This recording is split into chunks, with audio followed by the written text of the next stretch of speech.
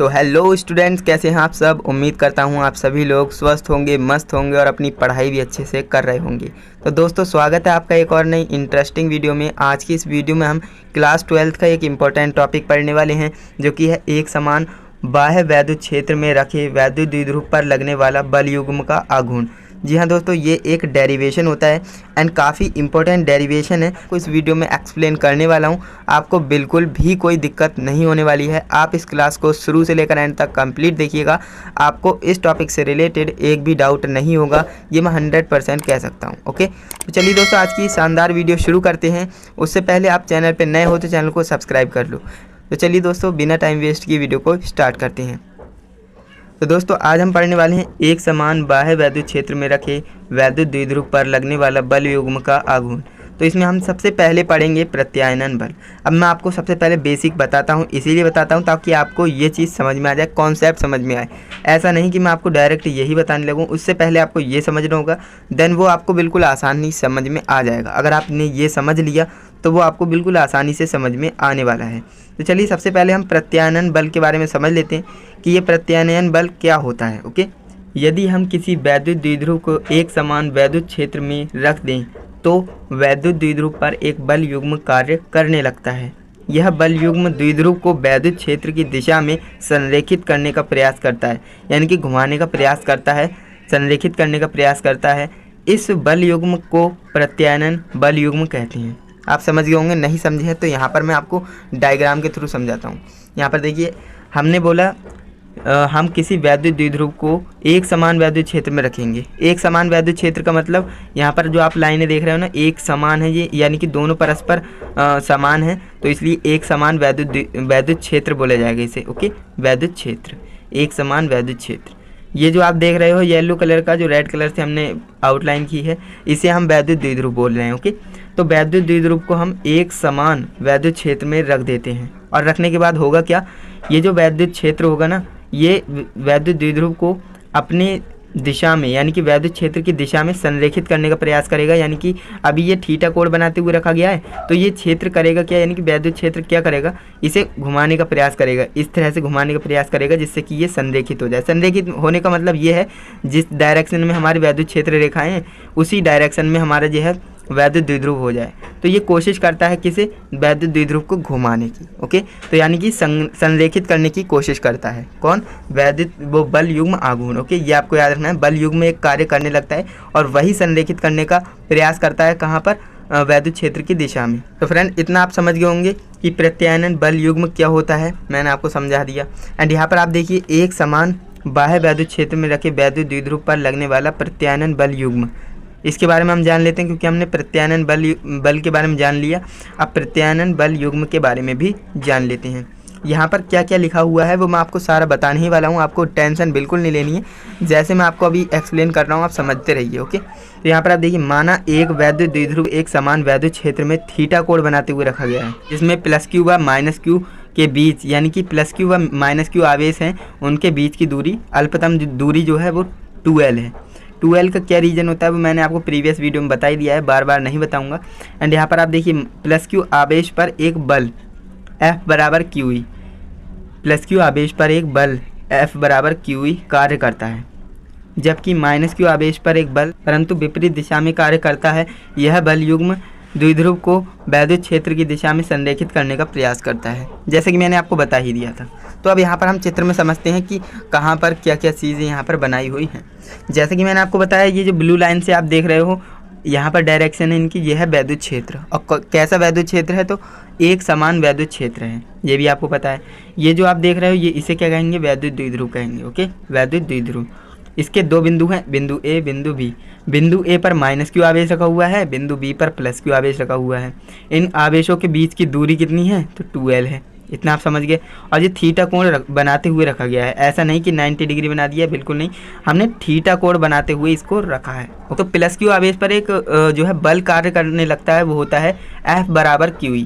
F बराबर QE, ये एक बल कार्य करता है। एंड यहाँ पर जो है समान बल कार्य करेगा, लेकिन विपरीत दिशा में कर रहा है, तो इसलिए माइनस आएगा। माइनस आने का रीज़न सिर्फ यही है कि हमारा जो बल है वो तो समान लग रहा है, बट यहाँ पर जो है इसकी दिशा विपरीत है, डायरेक्शन अपोजिट है। तो यहाँ पर देखिए F बराबर माइनस का क्यू ई हो जाएगा, बिल्कुल हो जाएगा। अब यहाँ पर हमने करा क्या है, यहाँ पर आप देखिए यहाँ पर एक C बिंदु को हमने अज्यूम कर लिया है। तो फ्रेंड अब आपको यहाँ पर प्रत्यानयन बल युग्म का फॉर्मूला मैं आपको बता देता हूँ जिससे कि आप इसे कर पाएँ। देखिए प्रत्यानयन बल युग्म का जो फॉर्मूला होता है वो होता है एक बल इनटू में दोनों बलों के बीच की लंबवत दूरी, यानी कि कोई भी एक बल ले लोगे एंड इनटू कर दोगे किससे, दोनों बलों के बीच की दूरी से, जो भी दोनों बलों के बीच की दूरी है उससे मल्टीप्लाई कर दोगे किसे, कोई भी एक बल ले सकते हो। हमारे यहाँ पर 2 बल लग रहे थे तो हम किसी भी एक बल को ले लेंगे। तो F बराबर 12 साइन थीटा। तो फ्रेंड अब यहाँ पर ये साइन थीटा क्या आया है इसके ऊपर चर्चा कर लेते हैं। तो यहाँ पर मैं आपको इसको लिख करके बताऊँगा जिससे कि ये आपको बिल्कुल भी कन्फ्यूजन ना लगे।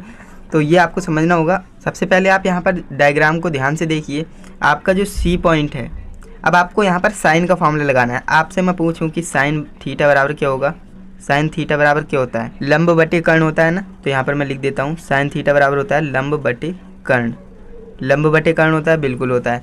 अब यहाँ पर देखिए मैं यहाँ पर साइन थीटा का मान निकाल रहा हूँ एंड यहाँ पर आपको C का मान निकाल कर बताऊँगा साइन थीटा लगाना, क्योंकि समकोण त्रिभुज है एंड यहाँ से हम इसकी वैल्यू फाइंड आउट करेंगे। देखिए साइन थीटा बराबर क्या हो जाएगा, लंब क्या है, मैं आपसे पूछूँ इसमें ट्रायंगल में लंब क्या है तो आप कहेंगे BC है। ओके, तो यहाँ पर BC आ जाएगा अपॉन कर्ण क्या है, कर्ण, मैं आपसे कर्ण पूछ रहा हूँ तो आप कहेंगे कर्ण AB है, AB ये हमारा कर्ण होता है, ये लंब होता है, ये आधार होता है। ओके, तो AB हमारा क्या हो जाएगा, कर्ण हो जाएगा, तो AB लिख देंगे यहाँ पर।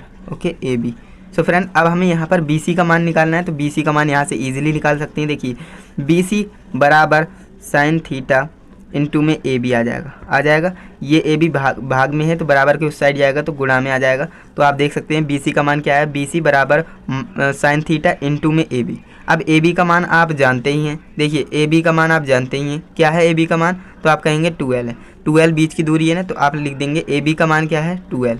तो यहाँ पर आप BC का वैल्यू लगाएंगे तो यहाँ पर आ जाएगा साइन थीटा इनटू में 12 आ जाएगा। तो यहाँ पर देखिए आप 12 साइन थीटा आने का रीज़न अब आप समझ गए होंगे, क्योंकि फ्रेंड्स यहाँ पर मैं लॉजिक के साथ पढ़ाने की कोशिश करता हूँ एंड आप समझ ही गए होंगे कि यहाँ पर ये 12 साइन थीटा कैसे आया है, क्योंकि BC का वैल्यू हमने लगाई है। यहाँ पर F इंटू BC लिखते फिर बाद में लिखते तब भी बात वही थी, मैंने यहाँ पर थोड़ा डायरेक्ट किया है, देन मैंने आपको यहाँ पर समझाया भी है। ऐसा नहीं कि आपसे बता दिया कि यहाँ पर आप याद कर लेना कि 12 साइन थीटा आ जाएगा, ऐसा बिल्कुल भी नहीं, क्योंकि भाई फिजिक्स है, फिजिक्स को हम रट नहीं सकते, फिजिक्स को हमें समझना ही पड़ता है। ओके, प्रत्यानयन बल युग्म होता है उसे हम टाउ से प्रदर्शित करते हैं, तो tau is equal to F क्यों ले रहे हैं, क्योंकि एक बल लेना है, कोई भी ले सकते हैं, तो हमारे पास 2 बल हैं, हम कोई एक ले लेंगे। ओके, तो एफ इंटू में दोनों बलों की लंबवत दूरी लेना है, तो 12 साइन थीटा आ जाएगा। ये क्यों आया वो मैंने आपको बता ही दिया है। तो चलिए आगे बढ़ते हैं।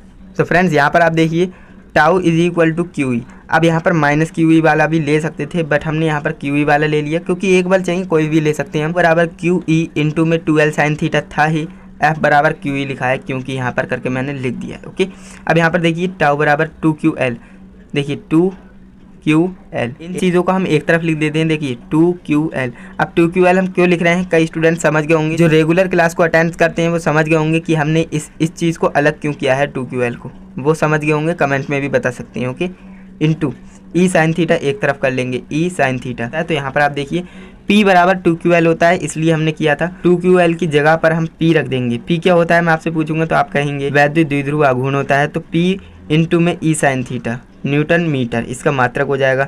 तो ये जो है आपका फॉर्मूला निकल के आ जाता है, बट यहाँ पर आपको वेक्टर रूप भी याद करना है। ऐसा मैं क्यों बोल रहा हूँ, वेक्टर रूप आपको इसलिए याद करना है क्योंकि ये डायरेक्ट एग्जाम में MCQ में पूछा गया है और हो सकता है इस बार भी पूछ ले। तो यहाँ पर देखिए टाउ वेक्टर बराबर हो जाएगा P vector cross E vector. Okay, अब देखिए यहाँ पर आपको एक चीज़ समझनी है, साइन थीटा कहाँ गया आप ये पूछ सकते हो मुझसे। मैं आपसे कहूँगा, मैथमेटिक्स के स्टूडेंट्स आप समझ गए होंगे कि जब क्रॉस आता है तो साइन नहीं लगाते हैं, जब डॉट होता है तब कॉस आता है ना, तो आप समझ गए होंगे। तो यहाँ पर क्रॉस आया है इसलिए साइन को हटा दिया है। अब यहाँ पर क्रॉस हटाएंगे तो साइन थीटा आ जाएगा। तो इतना आप समझते ही हैं, tau vector is equal to P vector into नहीं, इसे क्रॉस कहेंगे। ओके, क्रॉस E वेक्टर, ये आपको याद हो गया। एंड यहाँ पर आपको विशेष स्थितियाँ पढ़ना ज़रूरी है। अब मैं क्यों बोल रहा हूँ, क्योंकि ये भी डायरेक्ट MCQ में पूछ ली जा सकती हैं, तो आपको ये भी पढ़नी ज़रूरी है। ओके, विशेष स्थितियाँ, इंपॉर्टेंट केसेस, ये आपको पढ़ना है और ज़्यादा केस है नहीं, 3 केस आपको पढ़ने हैं। फर्स्ट केस होता है यदि वैद्युत द्विध्रुव वैद्युत क्षेत्र के समांतर व दिशा में समान हो, तब थीटा जो होगा हमारा 0 डिग्री हो जाएगा। तो उसके समांतर यानी वैद्युत क्षेत्र रेखाओं के समांतर हो जाएगा वैद्युत द्विध्रुव, और दिशा कैसी होगी, दिशा भी समान होगी, तब थीटा हमारा जो होगा वो 0 डिग्री हो जाएगा। अब यहाँ पर देखिए हम फॉर्मूले में पुट करेंगे थीटा की वैल्यू। तो यहाँ पर देखिए टाउ बराबर पी ई साइन थीटा होता है, तो थीटा हमारा 0 है तो 0 डिग्री लगा दिया। अब आप जानते हैं साइन 0 का मान कितना होता है, तो 0 होता है ना, साइन 0 का मान 0 होता है ना। आप ये टेबल जरूर याद कर लेना, आगे फिजिक्स में भी आपको ज़रूरत पड़ने ही वाली है। तो साइन 0 का मान कितना होता है, 0 होता है। 0 की पी ई से गुणा करोगे तो 0 हो जाएगा। ओवरऑल हमारा टाउ जो है 0 के इक्वल आ जाएगा। इतना आप समझ गए होंगे। तो ये हमारा फर्स्ट केस हो गया। तो यहाँ पर हम कह सकते हैं कि इस स्थिति में वैद्युत द्विध्रुव पर कोई भी बल युग्म कार्य नहीं करेगा। इस स्थिति में हम कह सकते हैं कि वैद्युत द्विध्रुव पर कोई भी बल युग्म कार्य नहीं करेगा। भाई ऑब्वियस सी बात है, जब वो पहले से ही वैद्युत द्विध्रुव वैद्युत क्षेत्र की दिशा में यानी समांतर है, तो उस पर कोई बल युग्म आघूर्ण क्यों कार्य करेगा। यानी कि अगर वो थीटा कोण पर होता तो उसे संरेखित करने के लिए कार्य करता है कोई भी बल युग्म। जब वो पहले से ही संरेखित है तो उस पर और कोई कार्य कैसे कर सकता है ना। तो काफ़ी ऑब्वियस सी बात है। तो यहाँ पर आप देखिए सेकेंड नंबर केस हमारा है यदि वैद्युत द्विध्रुव वैद्युत क्षेत्र की दिशा में समांतर परंतु विपरीत दिशा में रखा हो। ये आपको समझना होगा। देखिए वैद्युत द्विध्रुव जो है वैद्युत क्षेत्र की दिशा के समांतर परंतु विपरीत दिशा में है, यानी 180 डिग्री का कोण बनना है। आपको कोण पता होनी चाहिए कि एंगल कितना बनना है। अब यहाँ पर बोला है कि वैद्युत क्षेत्र की दिशा में समांतर तो है परंतु विपरीत दिशा में है। विपरीत दिशा में होने का मतलब यहाँ से यहाँ तक यानी कि 180 डिग्री का एंगल बनेगा। ये आपको याद होनी चाहिए। अगर वो ऐसे था और वो ऐसे हुआ है तो यानी कि वो 0 डिग्री का एंगल है, और अपोजिट घूम गया तो यानी कि 180 डिग्री का एंगल बनेगा। तो थीटा का मान 180 हो जाएगा। एंड यहाँ पर देखिए tau is equal to P into E sine theta होता है, तो थीटा का मान 180 डिग्री है। अब 180 साइन 180 डिग्री का मान आपको पता होना चाहिए जो कि 0 के इक्वल होता है। तो 0 होगा तो पी ई से इसकी गुणा होगी तो फिर से 0 हो जाएगा। अब फिर वही बात मैंने आपको बताया, टाउ का मान ओवरऑल 0 हो जाएगा। अब इस स्थिति में भी जो हमारा वैद्युत द्विध्रुव है उस पर कोई बल युग्म कार्य नहीं करेगा। भाई ऑब्वियस सी बात है, जब वो पहले ही संरेखित हो चुका है तो अब उस पर कोई भी कार्य नहीं करेगा बल युग्म।